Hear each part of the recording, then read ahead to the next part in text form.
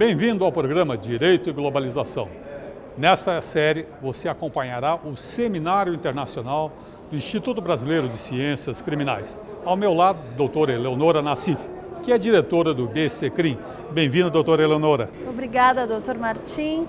Nós já estamos na 22ª edição do Seminário Internacional, com cerca de 60 palestrantes e mais de 700 participantes, 700 inscritos. E esse intercâmbio cultural de ciências criminais é de fato algo muito rico e vocês certamente aproveitarão muito este programa Direito e Globalização Especial Seminário Internacional. E cobrindo os bastidores, a nossa repórter Elaine Lima.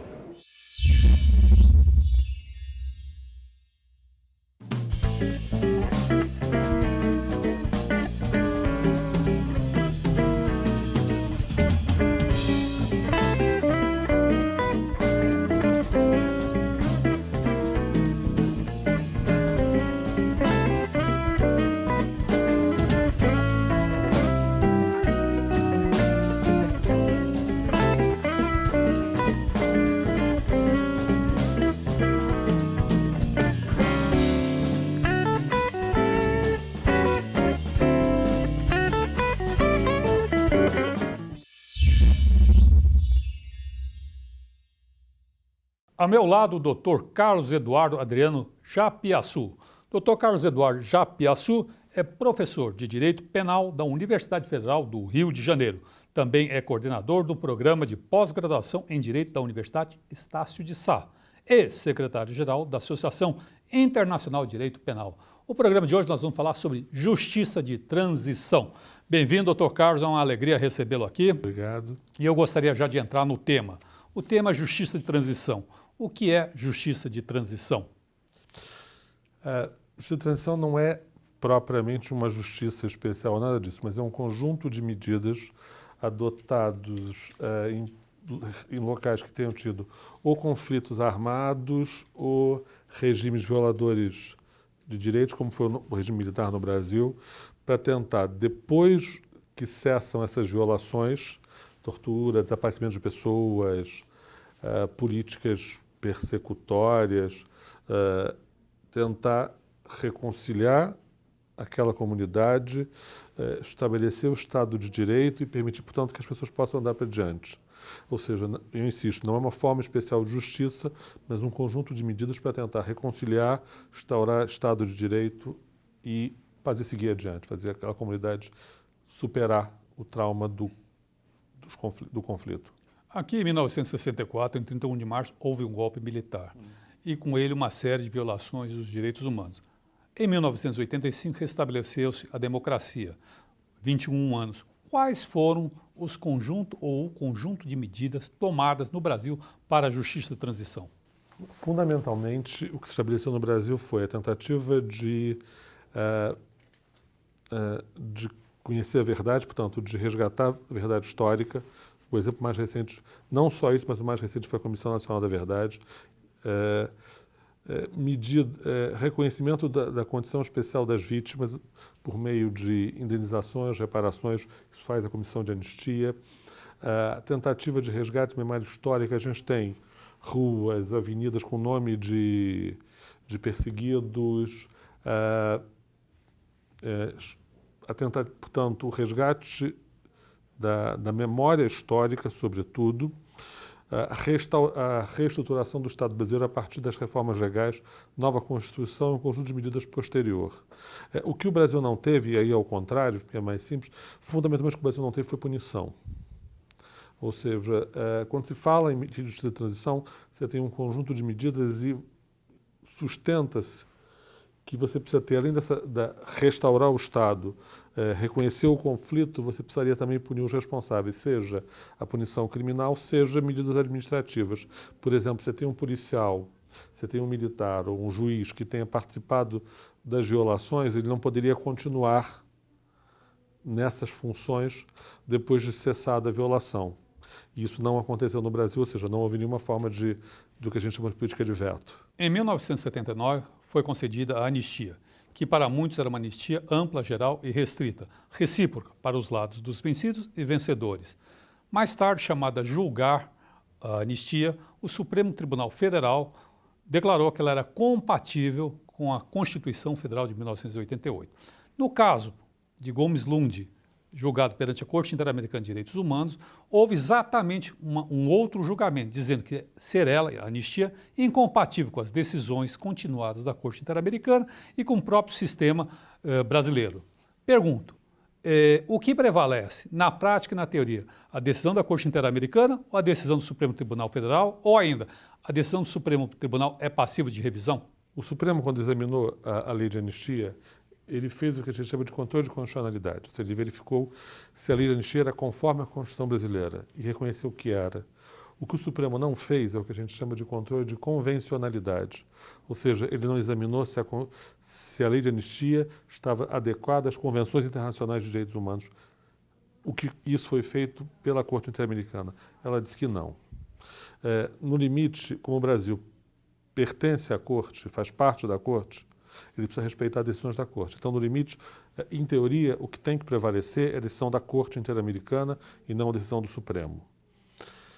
Só que a Corte não tem força, assim, ele não tem uma polícia para mandar cumprir.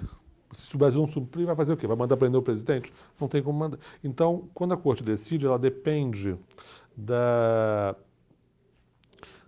cooperação do Estado em cumprir aquela decisão. O que aconteceu nesses anos de 2010 para cá foi que o Brasil, eu costumo brincar, o Brasil finge que não é com ele. Ou seja, formalmente tem que prevalecer. O Brasil tem duas coisas a fazer formalmente. Ou ele cumpre a decisão, ou ele deixa a Corte. A Corte Interamericana já não tem Estados Unidos e Canadá. Ela não quer que o Brasil saia. Então fica essa coisa, tem que cumprir, mas não dá ultimato no Brasil, o Brasil também não muito disposto. Então, no limite, a situação é essa. Ou seja, eu acho que em algum momento ela vai ser cumprida, a decisão. Mas que o Brasil até hoje não quis cumprir, não quis. E a Corte fala, mas também não tomou nenhuma decisão forte contra o Brasil, porque ao lado da decisão jurídica, você tem uma série de questões políticas, mesmo internacionais, complicadas. Porque a eventual saída ou retirada do governo brasileiro ou do Brasil da Corte Interamericana perderia qualquer função dela, porque as três maiores potências da região estariam fora. Os da América do Norte, a Corte Interamericana acaba sendo uma corte latino-americana. Se você ainda não tiver o Brasil, então assim, você fica numa situação... É uma dificuldade política, no limite. Mas formalmente o Brasil tem que cumprir a decisão, ou sair da Corte. Nós tivemos outros processos de transição na América Latina. Chile, Argentina, Uruguai, Paraguai, o próprio Brasil, Peru. Quais seriam os fatores de aproximação ou de afastamento desses países? A gente tem, de maneira geral,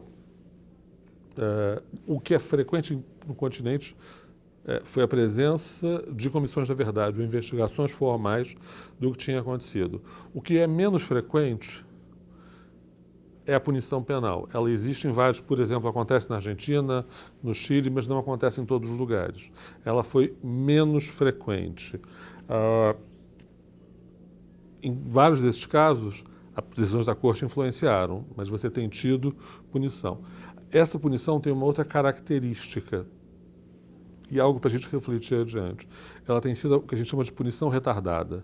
Ou seja, ela nunca foi logo depois que cessaram as violações, que seria o ideal. Aconteceu a violação, cessa aquele regime violador, você vai punir, porque isso acontece com qualquer crime. Aconteceu o crime que a gente espera, seja punido em seguida. Não foi o que aconteceu na América Latina. Na América Latina, o que a gente tem é essa justiça retardada. Tempos depois... Ou seja, na Argentina, a ditadura acaba com a Guerra das Malvinas, começo dos anos 80. Só se começa a punir no fim dos anos 90. No Chile foi depois do caso Pinochet. E o nosso até hoje não aconteceu. O que eu acho que no limite a gente precisa refletir como sociedade é a gente deseja punição. Por que a gente deseja punição? Nós estamos falando de crimes que aconteceram há mais de 40 anos. Mas são crimes graves demais. Como é que a gente, como sociedade, se coloca em relação a isto? O senhor colocou uma questão que é bastante importante, que diz respeito ao tempo. 40 anos já se passaram. Muitos autores ou da cadeia de comando já não estarão entre nós quando a sociedade tomar essa decisão. E como fica isso? Na Argentina, puniram pessoas com mais de 90 anos, entubado. Assim, eu acho que a posição que a gente tem que tomar em relação a esses crimes é o seguinte. o quão grave a gente acha que eles são. Ou seja, no limite, o que está por trás da transição, que a gente quer é a reconciliação. O que todo mundo quer da vida? Viver num Estado de Direito, tranquilo e conciliado, para a gente, eu insisto, ir adiante. O que a gente precisa, assim, primeiro, a gente está reconciliado ou não está? É possível que cada um dê uma resposta diferente para isso. Segundo, punir é importante para a nossa reconciliação ou não é? Eu acho que a gente, como país, não tem essa reflexão clara. Eu acho que esse é um tema que nunca foi satisfatoriamente discutido, ou seja, ele é muito claro para determinados movimentos de direitos humanos que defendem, ele é rechaçado por outros grupos, por exemplo, ligados aos militares, mas a grande massa da população brasileira não tem opinião nenhuma a respeito, não se discute. Se você for à Argentina e pegar um táxi, puxar esse assunto com um taxista, vai falar 3 dias sobre esse tema. No Brasil ninguém fala a respeito. Então, eu acho que a gente, como sociedade, não tem posição firmada como sociedade. Eu acho que a gente precisa, em algum momento, ter. Muito obrigado, Dr. Carlos Japiaçu. Foi um prazer recebê-lo aqui no programa de Direito e Globalização e me despeço por aqui. Obrigado e até a próxima jornada.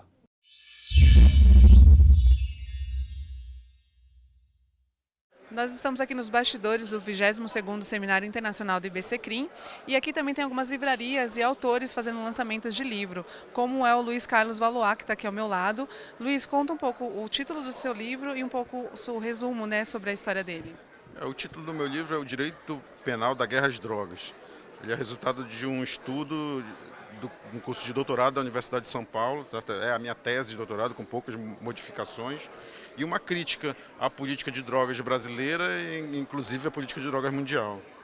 E qual a importância desse livro hoje aqui no Seminário Internacional? Bem, eu acho que a política de drogas ela não é debatida, a gente só pensa em proibição, proibição, proibição e só temos causado mortes e mais mortes, mortes de pessoas inocentes, mortes de pessoas que não estão envolvidas na guerra às drogas, corrupção das instituições, corrupção da polícia e ninguém consegue sair desse círculo vicioso de proibição, morte, e o meu trabalho tenta pensar diferente, pensar como a proibição tem sido irracional, como a proibição tem sido pior do que a própria droga. Então, pela sua pesquisa, seria uma solução a longo prazo? Sim, a longo prazo, porque a sociedade tem tido dificuldade de pensar uma solução que não seja prender pessoas, que não seja a proibição. Então, só a longo prazo a gente pode pensar um pensamento que está tão enraizado na sociedade. A moçambicana Paulina Chiziane foi a primeira mulher a publicar um romance. Teve de percorrer um longo caminho até se firmar como escritora. Ela faz uma literatura ligada às suas raízes culturais, abordando temas femininos num país em que a atividade é exercida quase em sua totalidade por homens. Ela nos conta sua experiência no 22º Seminário do IBCCRIM. Foi uma experiência muito interessante falar de literatura e direitos humanos.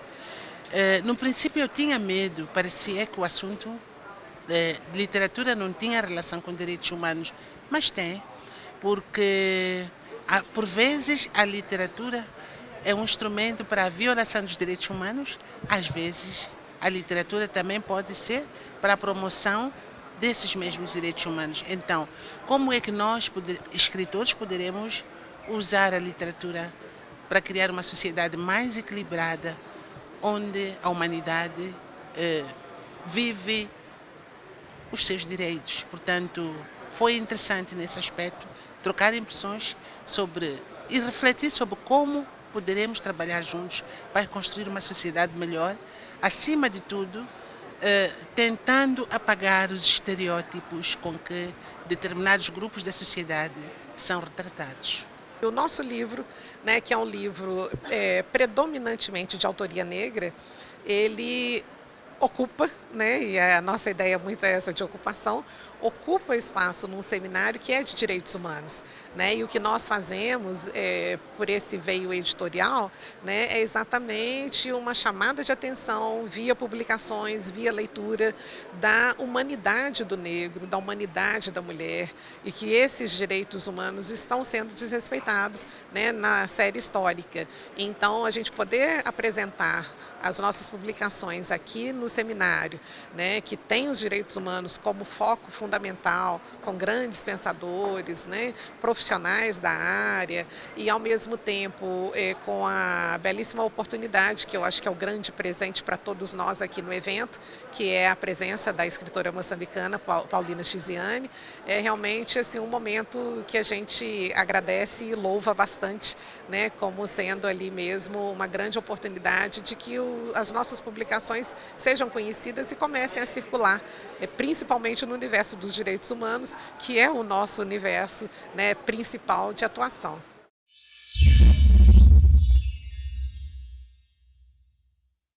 Olá, esse é o programa Direito e Globalização, especial Seminário Internacional do IBCCRIM, o Instituto Brasileiro de Ciências Criminais. E hoje nós temos a honra de receber aqui no programa o professor Luiz Arroyo Zapatero, que é presidente da Sociedade Internacional de Defesa Social e catedrático de Direito Penal da Universidade de Castilha de La Mancha. Olá, professor, bem-vindo.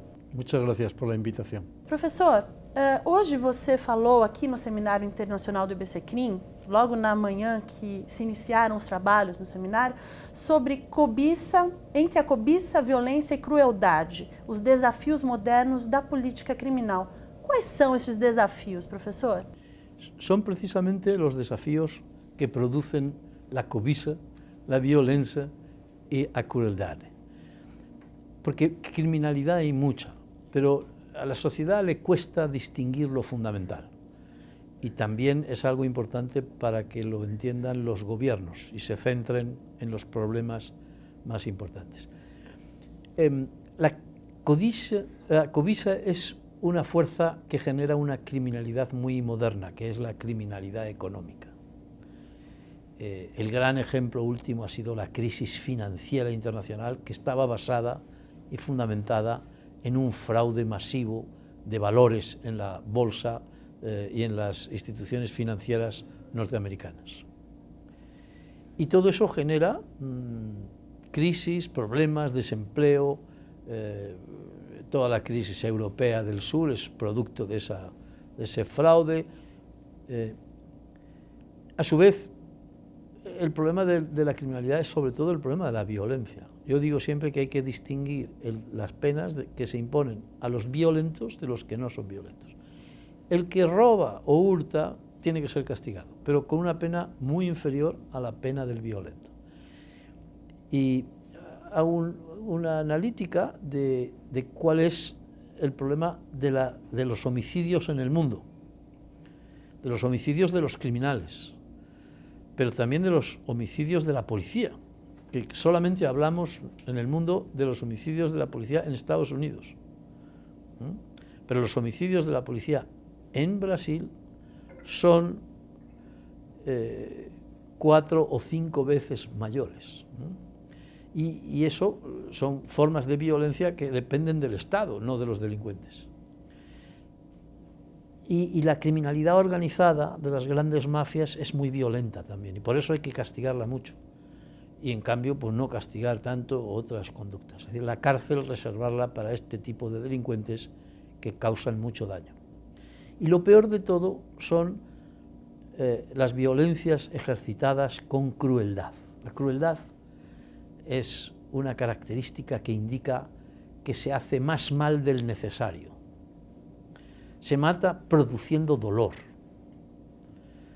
Se mata por un asesino, pero también por un padre de familia que dice a la mujer: para que sufras más, mataré a nuestro hijo. Que también se da esa circunstancia.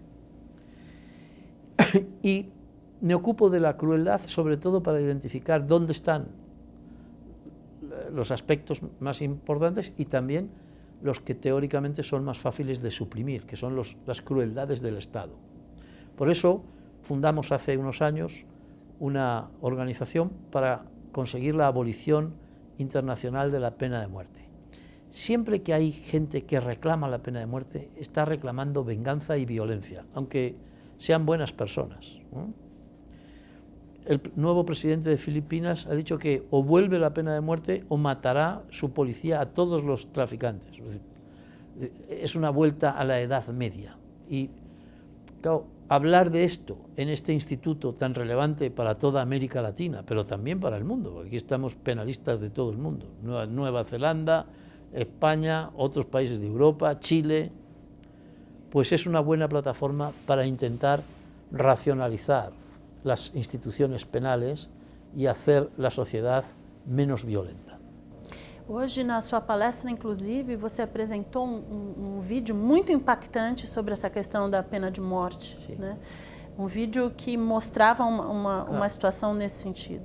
E isso é muito impactante e é difícil imaginar que isso acontece em tantos países hoje em dia. Como é que está essa luta pela abolição da pena de morte por essa rede acadêmica internacional que você é presidente? En el año 2007, por vez primera, hubo una mayoría de países en la Asamblea General de las Naciones Unidas que adoptaron una resolución en favor de la moratoria y la abolición de la pena de muerte. Esto es muy importante porque nunca se había conseguido eso. Y como digo, el problema no es si es justa o no la pena de muerte, sino si es humana o es inhumana. Y sobre todo, si no es una pena, como yo creo, que produce más violencia. En vez de producir venganza y justicia, produce más violencia y genera más violentos, ¿no? Bueno, eso ha evolucionado y seguimos, la generalidad de los países van afirmando y confirmando esta resolución. A veces hay retrocesos. Por ejemplo, la India había prácticamente dejado de aplicar la pena de muerte. Y de repente apareció en la India un problema que no sabían que tenían, que posiblemente nunca lo habían visto, que era la violación de mujeres. Siempre ha habido violación, pero no violaciones en masa de las mujeres. Y hay un caso muy importante que es la violación en masa de toda la gente, de todos los varones que iban en un autobús a una mujer que iba en un autobús. Y como reacción a estas violaciones han vuelto a aplicar la pena de muerte. Pero eso no mejora el problema de la violencia sobre las mujeres, que es una violencia grave, que cuando no hay es que no se ve. En España lo hemos aprendido muy bien, pues requiere una intervención, una política de Estado, que no basta con castigar a los violentos y a los que violan, ¿no? Bueno, así es el juego, ¿no? Hay que intentar descubrir las causas de los fenómenos más graves e intentar identificar cuáles son las soluciones. Professor, você é um colaborador antigo aqui do IBCCRIM. Como foi que você conheceu, como se deu esse seu relacionamento com o IBCCRIM y con el Brasil? Bueno, no recuerdo exactamente cuál es el origen, porque como ha sido muy frecuente, pues no sería capaz de recordar la primera vez. Pero tiene que ver precisamente con esta condición mía de presidente desde el año 2002, de la Sociedad Internacional de Defensa Social, que es, en Derecho Penal y Criminología hay 4 sociedades científicas en el mundo. La más antigua es la AIDP, que también está aquí su presidente, porque estamos los presidentes de las 4 que llamamos en inglés las Big Four, o sea, las ONGs académicas que más experiencia y conocimiento reservamos en materia penal, ¿no? O sea, que nosotros sabemos casi cualquier cosa de la cuestión penal.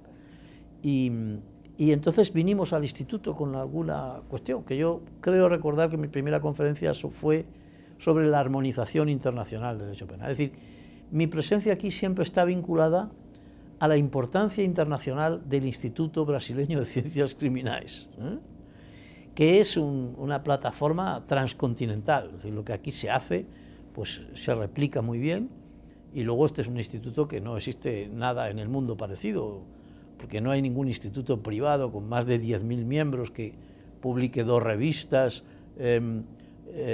tenga 6 monografías que publique al año. Eso no existe. Para eso hay que ir al Max Planck Institute en Alemania y entonces encontramos algo parecido. Pero claro, el Max Planck no tiene financiación privada y tiene 400 investigadores. Olha só. Professor Zapatero, eu quero agradecer a sua presença aqui no programa Direito e Globalização, dizer que foi um prazer recebê-lo aqui, agradecer a sua vinda ao Brasil para o Seminário Internacional y as suas considerações finais para os nossos telespectadores. Sí, que deben ser muy conscientes de ello. En nuestro mundo iberoamericano se dice que no somos capaces de esfuerzos sostenidos, que somos brillantes en un momento determinado, valientes en otro momento, pero que no somos capaces de ser valientes y sistemáticos. Y el Ibesikrim es una manifestación de la capacidad de acción sistemática, de esfuerzo sostenido de los brasileños. Y estas cosas son como las medallas olímpicas, que hay que ganarlas y luego saber agradecerlas a quienes lo hacen. Professor Zapatero, muchas gracias. O programa de hoje termina aqui e eu aguardo vocês no próximo encontro. Muito obrigada.